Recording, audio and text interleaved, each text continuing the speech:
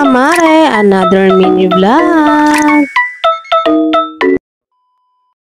Happy Monday everyone! Magkape muna tayo at hindi naman tayo masyadong busy at wala kaming face to face ngayon. Grabe, ang sarap talaga ng mga hangin pag dumatampi tuwing umaga at malamig pa nga. CS nanay tayo at kailangan natin unatin ang ating likod dahil lagi nga nasakit at lagi kong iniinda. Wala naman masyadong ganap mga mi, bukas pa kasi ang aming face to face. Every gising is a blessing. Good morning everyone! Tayo-tayo na kayo mga mare at tayo ay gagawa ng mga gawaing bahay. Sabak na tayo sa ating nanay routine pero hindi naman tayo masyadong busy ngayon. Hindi nga pala nagbaon ng ulam at kanin ng aking Diyosawat at hindi na rin ako nagluto. Hindi nga pala kaming module for today at maraming pinapasulat ang mga teacher. Pagpasensya nyo na at nakahubad ang aking Junakas at napakainit dito sa amin sa Cavite. Anong oras pala? Bantuwa nga siya sa kanyang bagong hairdo. Pagkatapos nga mag-module, ayan, hindi pa rin tayo tapos sa ating gawaing bahay mga mi. Pagkatapos nga, naisipan ko na nga magluto ng ulam at for the dilata lang ang mga person ngayon. Tindahan nga, meron kaming tindahan sa tapat ng bahay kaya for the takbo na lang ang person pag nagluto. Luto ko muna yung aking Junakas at mamaya na nga ako kakain. Salamat sa panonood.